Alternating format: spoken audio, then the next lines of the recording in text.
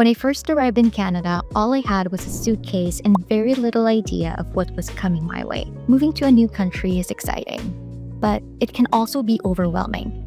I made mistakes, as we all do, but today I want to talk about the 10 biggest mistakes many newcomers make when moving to Canada. Think of it as a friendly chat about the things I wish someone had told me sooner.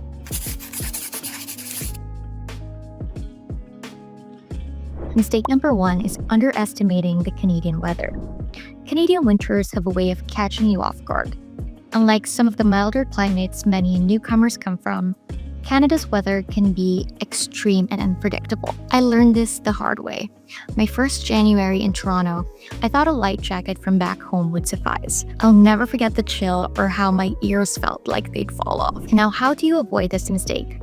Invest in good winter clothing early. Check online resources on dressing for Canadian weather. Mistake number 2 is not researching your city or province. Canada isn't just one big place with the same culture and opportunities everywhere. It's a huge country, the second largest in the world, and each province or city can feel like a different world. Big cities might have more jobs in finance or tech. Smaller towns might offer a lower cost of living but fewer work opportunities. Even healthcare and education systems can vary by province. So why is this important? You might end up in a city that doesn't align with your career or lifestyle needs. I've met newcomers who arrived in a province only to realize their professional license wasn't recognized there, or the climate was far from what they expected. Some have even relocated again within Canada because the first city wasn't the right fit. Now, how do you avoid this mistake? Before you move, or as soon as you know where you're headed, do your research. There are websites and newcomer guides for each province, and plenty of newcomer forums or YouTube channels sharing on-the-ground experiences. Trust me, a few hours of research can spare you months of frustration after you arrive. Mistake number 3 is neglecting immigration rules and paperwork, aka the legal stuff. Whether you're a permanent resident, on a work permit, a student visa, or something else, you have conditions to obey. Overlooking these is a major mistake. For instance, as a permanent resident, you must stay in Canada at least 730 days, which is roughly 2 years, out of every 5-year period to keep your PR status. To avoid this mistake, stay on top of your paperwork. Mark your calendar with important dates like when to renew your PR card, which is valid for 5 years, visa expiry dates, etc. If you're not sure about a rule, check the official government website or get advice from a licensed immigration consultant or lawyer. Don't rely on random forums or what your friend's friends said when it comes to legal advice. Now, another aspect of legal stuff is being savvy against scams and bad advice. Newcomers are often targets for fraud. I'm talking about those phone calls or emails from someone claiming to be the IRCC or the CRA, threatening you with arrest if you don't pay a fine. Sadly, many recent immigrants fall for these tricks because everything is new and the fear of jeopardizing your immigration status is completely understandable. In fact, reports of phone scams in Canada have more than doubled between 2019 and 2022. Remember that the IRCC and CRA will never call you asking for money or personal info out of the blue. When in doubt, hang up and verify through official channels. A little caution will keep your new life in Canada running smoothly so you can focus on the good stuff. Mistake number 4 is delaying financial setup and credit building. Money matters. Not just having it, but getting your financial foundations in place early. If you delay setting up a bank account, you might end up paying unnecessary fees using foreign cards. Now let's talk about credit history for a second. In Canada, your credit score is like your financial reputation.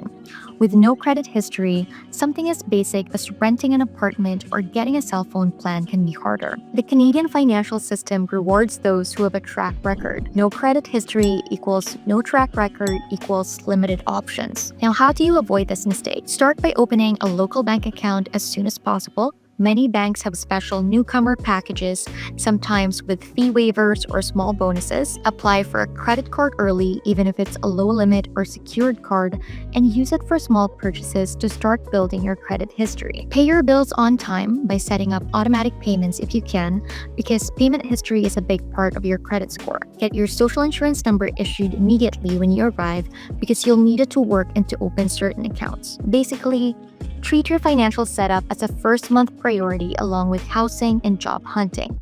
It may feel like a chore now, but within a few months, you'll be glad you laid the groundwork. Mistake number 5 is overspending and not budgeting properly. A common mistake is not having a solid budget or splurging early on things that could have waited. Remember, it might take time to land your ideal job, or any job for that matter, and your initial income could be limited. Burning through your emergency fund because you had to get the latest iPhone or an expensive sofa immediately can lead to unnecessary stress. If you incur heavy expenses early on, you might run into cash flow problems. Additionally, if you rack up credit card debt without planning, you'll pay high interest and hurt that new credit score you're trying to build. How to avoid this mistake? Make a budget and stick with it. Outline your essential monthly costs like rent, utilities, food, transport, and see what's left. Shop smart.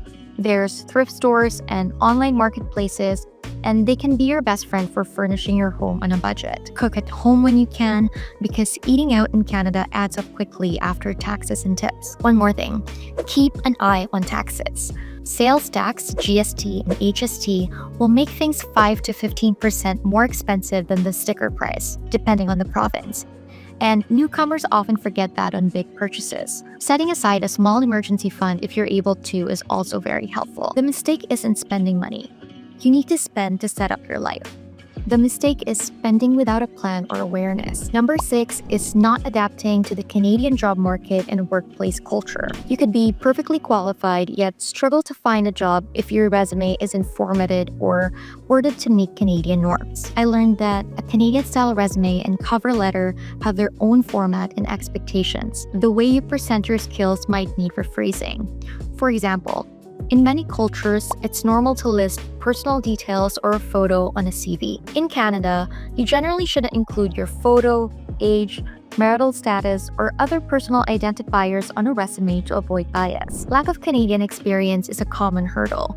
You'll see this catch-22 where employers want Canadian experience, but of course, you need someone to give you that first chance. To avoid this mistake, tailor your job application strategy to Canada. Research what a good resume looks like here. There are plenty of templates and newcomer employment services that can help highlight your foreign experience in terms that Canadian employers value. And of course, network.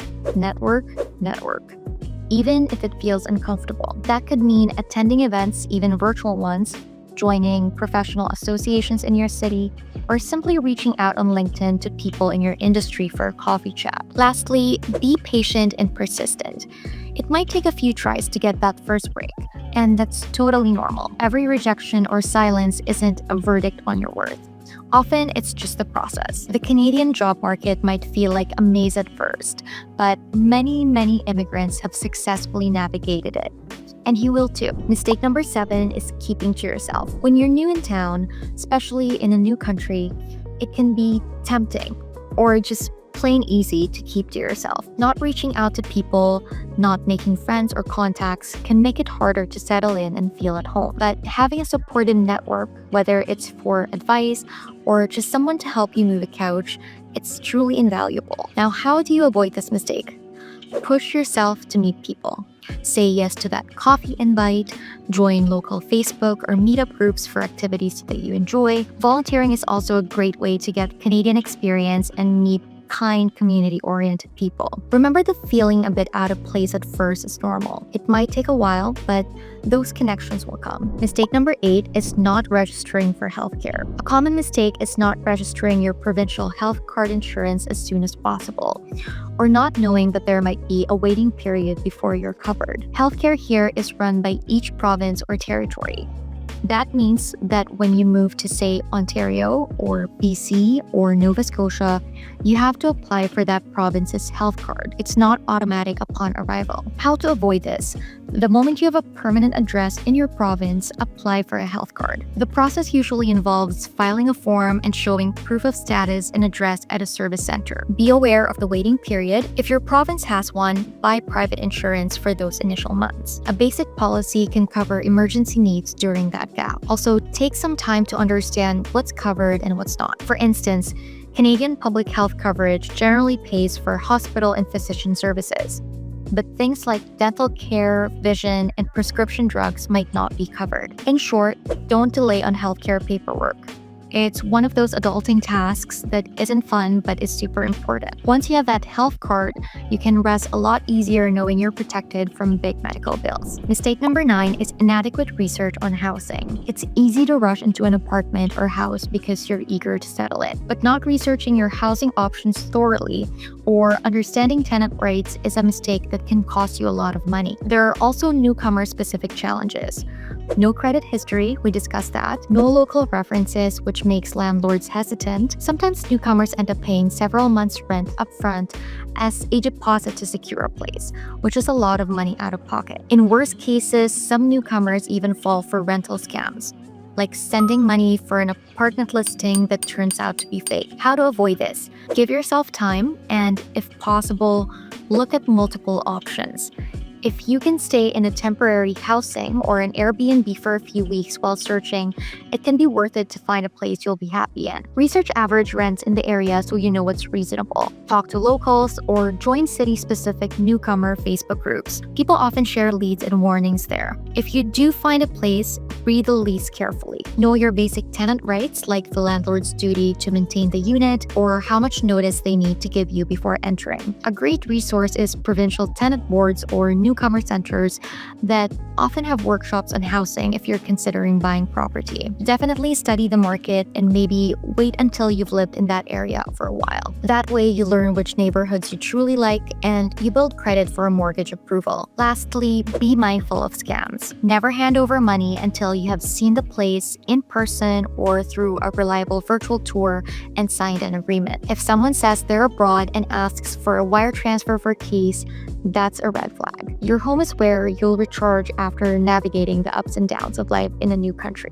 It's worth taking the time to find a place that feels supportive and not stressful. Last but certainly not the least, let's talk about a missed opportunity I see too often: not taking advantage of the many newcomer settlement services and resources out there. When you're busy getting your life together, it's easy to put your head down and try to do everything on your own. When I first arrived, I had no idea that there were government-funded agencies whose whole mission is to help newcomers settle. By overlooking these, you're effectively leaving money on the table.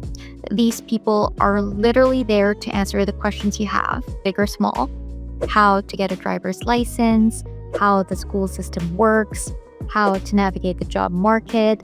They've got information and contacts for all that. And they can often connect you with other newcomers going through the same thing, which circles back to building your network. To avoid this mistake, search for a newcomer service center in your city. In Toronto, for example, there's Access Employment, YMCA newcomer centers, and more. Basically, help is around. Don't hesitate to ask for help or information. It's not a weakness. It's a smart step towards settling in faster. Moving to Canada is a journey, one that will challenge and change you in amazing ways. Mistakes, they're part of the journey too. What matters is learning and adapting as you go. There will be bumps in the road, sure, but I hope knowing about these common mistakes helps you navigate around some of them. Thank you for spending this time with me. I hope that you found this helpful, maybe even reassuring. Take care, and I'll see you in the next one.